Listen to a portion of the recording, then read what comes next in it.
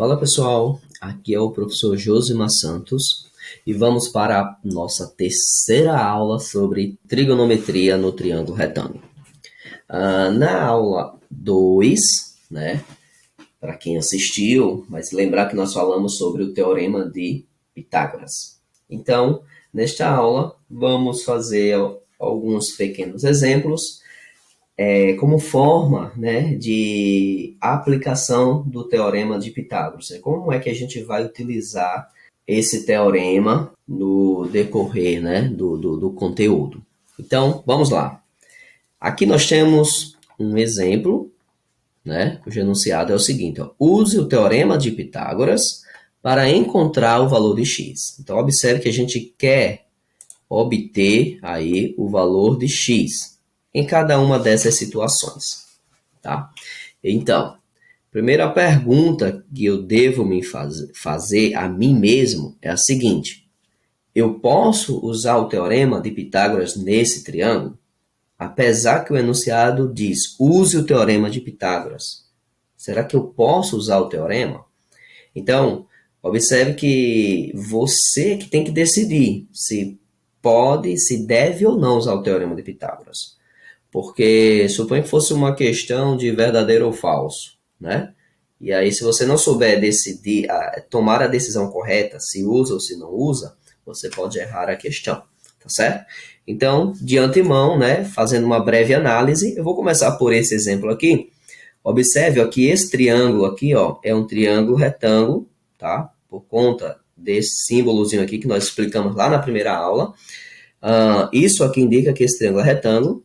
E agora eu tenho certeza de que eu posso usar o teorema de Pitágoras para resolver essa questão, tá certo? Então vamos lá. Pelo teorema de Pitágoras, nós sabemos que o quadrado da hipotenusa, né? Então, quem é a hipotenusa nesse triângulo retângulo? Observe, se esse é o ângulo de 90 graus, a hipotenusa tem medida 25, né? Que é o lado oposto ao ângulo de 90 graus. Então, a gente vai ter aqui, ó, 25 ao quadrado, que é o quadrado da hipotenusa, é igual à soma do quadrado dos catetos. Se essa é a hipotenusa, os outros lados são os catetos, né? Então, aqui você vai ter, ó, 20 ao quadrado somado com x ao quadrado, que é justamente o segundo cateto. E a gente não sabe o valor de x, é o que a gente quer encontrar. Aqui eu tenho 25 ao quadrado. 25 ao quadrado é 25 vezes 25. Eu já sei quanto é que dá esse resultado, mas eu vou fazer isso aqui só para a gente lembrar. 5 vezes 5 vai dar 25, aí sobe 2, 5 vezes 2, 10, com 2 vai dar 12, tá? Então, 2 vezes 5 é 10, aí vai subir 1, 2 vezes 2, 4, com 1, 5. Então, fazendo a soma, aqui vamos obter justamente 5, 2, 1 mais 5 vai dar 6. Então, aqui vamos obter 625. Tá certo? Da mesma forma, eu vou fazer o 20 ao quadrado. É 20 vezes 20. Aqui eu já vou colocar o resultado para a gente ganhar tempo, tá? Então, a gente já sabe que vai dar 400. Isso somado com x ao quadrado. Como nós queremos encontrar o valor de x, vamos ter que isolar o x. E para isso, esse 400, eu vou transportar ele para o outro membro da equação. Então, vamos ficar aqui, ó, com 625, tá? Subtraído 400. Lembra que quando a gente faz essa transposição, ele muda o sinal, né? Como ele é positivo, ele vai negativo, é igual a x ao quadrado. Então, vamos ficar com x ao quadrado igual a essa diferença, que a gente já sabe que vai dar 225. Para finalizar, observe que aqui eu tenho x ao quadrado. Então, x é igual a mais ou menos a raiz quadrada de 225. Só que nesse caso, vamos obter dois valores para o x. Primeiro, vai ser a raiz quadrada de 225 é igual a 15. Então, vamos obter x1 igual a menos 15 e vamos obter um certo x2 igual a 15 positivo. Só que para o nosso problema, o x negativo ele não faz sentido porque o x representa um comprimento, né, de um triângulo. Então, para nós só faz sentido o x ser um valor positivo. Então, nessa situação aí, o valor de x aí é igual a 15, tá bom? O nosso outro exemplo, semelhante, né? Nós temos aqui, ó, um triângulo retângulo, olha o símbolozinho aqui, e aí nós podemos, de fato, usar o teorema de Pitágoras também. A mesma ideia, né? Só que aqui, vamos ver como é que vai ficar. A hipotenusa mede 10, então vai ficar 10 ao quadrado, pelo teorema de Pitágoras, quadrado da hipotenusa, é igual à soma do quadrado dos catetos. Então, vamos ficar aqui ó, com 5 ao quadrado, somado com x ao quadrado. É semelhante ao primeiro exemplo, porém tem um pequeno detalhe aqui que a gente vai se deparar com isso. 10 ao quadrado, a gente sabe que dá 100. Isso aí é igual a 25 somado com x ao quadrado. Fazendo o mesmo procedimento, vamos ficar com 100 menos 25 igual a x ao quadrado. Ora, o x ao quadrado é igual a 100 menos 25 vai dar 75. E aí a gente tem um pequeno problema. E qual é esse problema, professor? É porque o x vai ser igual aqui, ó, mais ou menos a raiz quadrada de 75. E 75 não tem uma raiz quadrada exata, assim como 225. E aí a gente tem que fazer uma simplificação dessa raiz, tá? E como é que a gente faz isso? A gente pega o 75 e vamos fatorar ele. Fazer a decomposição em fatores primos. 75 vai ser por 3. Vamos encontrar como resultado 25. Aí 25 agora por 5, dá 5 a divisão. E 5 por 5 vai dar 1. Tá? Então, o que vai acontecer? Ó? A raiz de 75, que não é exata, ela vai ser escrita assim, ó, raiz quadrada. Aí eu vou colocar 3 vezes 5 vezes 5, a gente sabe que vai dar o quê aqui? 5 ao quadrado. E lá, da matemática lá do fundamental, operações com radicais, né? A gente aprende que é uma propriedadezinha, né? Seguinte, primeiro, a gente consegue separar essas raízes aqui, tá? Então, ficaria tipo a raiz de 3, certo? Vezes, ou seja, a raiz de um produto é o produto das raízes. Então, eu posso escrever assim, ó, raiz de 3 vezes a raiz de 5 ao quadrado. E uma outra propriedade é que, quando o índice da raiz é igual ao expoente de uma potência que está dentro da raiz, a gente consegue, dentro do radical, né, a gente consegue cancelar a raiz com esse expoente. E aí o resultado fica justamente igual a raiz de 3 vezes o 5, tá? Como a ordem dos fatores não altera o produto, eu posso colocar esse número para frente para não ficar um pouco estranho aqui a escrita. Então, fica 5 vezes a raiz de 3. Como aqui eu tenho mais ou menos, vai ter uma raiz positiva, uma raiz negativa. Para mim só interessa a positiva, então o valor de x aí é justamente 5 raiz de 3. Tá ok, pessoal? Então, tá aqui nosso segundo exemplo. Isso como uma aplicação do teorema de Pitágoras. Para a gente finalizar, vamos fazer apenas mais um exemplo. É um exemplo bem clássico, onde pede para a gente obter a altura, né? Vamos obter a altura de um triângulo equilátero, onde esse triângulo equilátero tem um lado medindo A, ou seja, a medida desse lado é representada pela letra A. Aqui eu estou fazendo de uma maneira geral, pessoal, mas se vocês terem dificuldade com essa parte algébrica, substitua esse A por um número qualquer, tá? Um 2, um 3, um 5. Aí vocês vão repetindo, repetindo, e depois vocês tentam fazer de uma maneira geral. E aí eu acredito que dessa forma vocês vão ter mais facilidade. Mas vamos lá.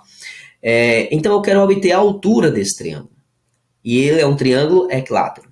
Se é um triângulo equilátero, todos os lados têm a mesma medida. Então, a altura de um triângulo é justamente a medida de um segmento que a gente baixa de um dos vértices, né? Até tocar em um dos lados do triângulo. Só que é um segmento, tem que ser um segmento ortogonal, ou seja, perpendicular, né? Tem que ser um segmento perpendicular a um dos lados.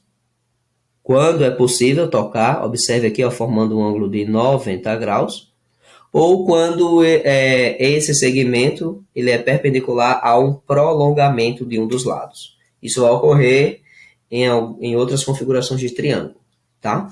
No caso de um triângulo equilátero, esse segmento aqui, que eu traço de um dos vértices, eu escolhi esse vértice aqui apenas por facilitar a visualização, mas eu poderia ter escolhido esse vértice e fazer o mesmo segmento, ou também escolher esse outro vértice, tá?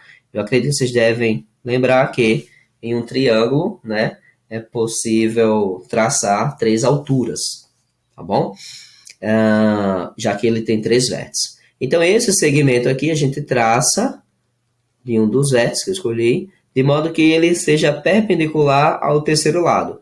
Nesse caso aqui, esse segmento vai ser perpendicular a esse lado aqui, né? Essa base. E aí a gente tem esse triângulo retângulo. E se eu tenho um triângulo retângulo, de cara eu devo usar o teorema de Pitágoras, tá bom? A altura vai ser justamente a medida desse segmento, vou chamar de H, essa é a altura. E aí vem uma propriedade lá da geometria plana, né? Quando eu traço a altura de um triângulo equilátero, significa dizer que esse lado que mede A, ele fica dividido ao meio. Então, esse ponto aqui é justamente o ponto médio, divide esse lado que mede A ao meio. Se ele divide ao meio, então esse lado aqui, ó, esse cateto aqui, ele vai ser justamente a metade de A, ou seja, A sobre 2. De modo que o outro lado também, essa outra parte aqui, também é a metade. Eu tenho A sobre 2. E aí, quando somamos as duas metades, eu vou ter o valor completo do triângulo, que é justamente A. Mas vamos considerar apenas essa metadezinha aqui. E aí, nós temos um triângulo retângulo. A hipotenusa aqui, pelo que a gente já estudou, mede A. Esse cateto mede H, que é a altura desse triângulo, e esse outro cateto, ele mede A sobre 2. Então, pelo teorema de Pitágoras, ele diz que o quadrado da hipotenusa é igual ao quadrado, a soma, no caso, né, do quadrado dos catetos. Então, vai ficar H ao quadrado somado com A sobre 2 ao quadrado. E aí, vamos ficar A ao quadrado, vamos repetir, A ao quadrado é igual a H ao quadrado, a gente repete. A sobre 2 ao quadrado, pessoal, é isso aqui, ó. Eu tenho A sobre 2 vezes A sobre 2. A vezes A vai dar A ao quadrado, 2 vezes 2 vai dar 4. Então, vamos ficar com A ao quadrado sobre 4. Como nós queremos encontrar o valor de H, então nós vamos isolar o H. Isso significa dizer que esse elemento aqui, né, essa parcela, que está em função de A, eu vou transportar para o próximo membro.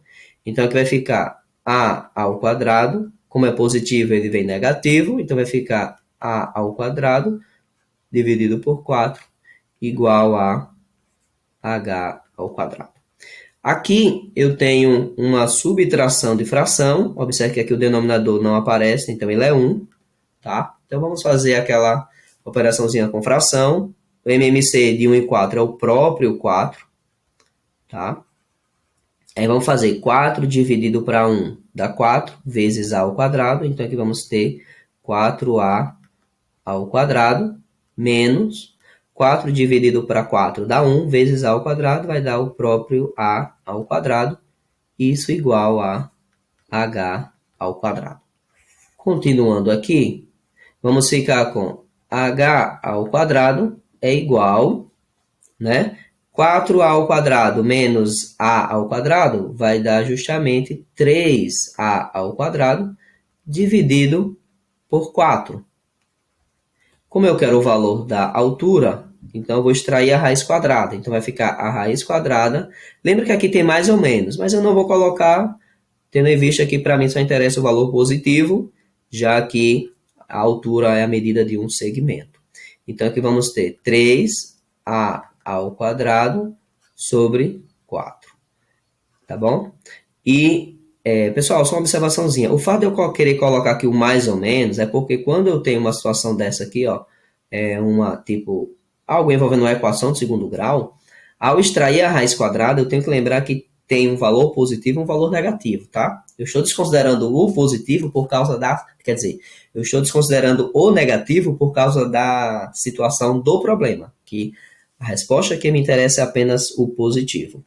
Então, o h, e aí vamos lá pelaquela propriedade. O que está ao quadrado sai da raiz, né? Porque vai ser eliminado. Então, vai ficar a, né? Porque aqui o expoente é 2, o índice é 2, então é eliminado. O 3 fica dentro da raiz, então vai ficar a raiz de 3 dividido a raiz quadrada de 4 é 2. Pronto. Então, essa expressão aqui é justamente o valor da altura de um triângulo equilátero, tá bom? Ou seja, observe que a altura está em função do A. O A é justamente quem? A medida do lado. Então, se você não quiser deduzir todas as vezes, a menos que seja pedido essa expressão, você pode lembrar que a altura de um triângulo equilátero sempre vai ser a medida do lado do triângulo multiplicado pela raiz de 3 e dividida por 2, tá bom? Então, pessoal, chegamos ao final de mais uma aula. Espero que vocês tenham gostado. Não se esqueça de se inscrever no nosso canal para nos ajudar. Dá o seu joinha. Comenta se assim você achar alguma dúvida ou interessante, fazer algum comentário, tá bom? E até a próxima. Muito obrigado.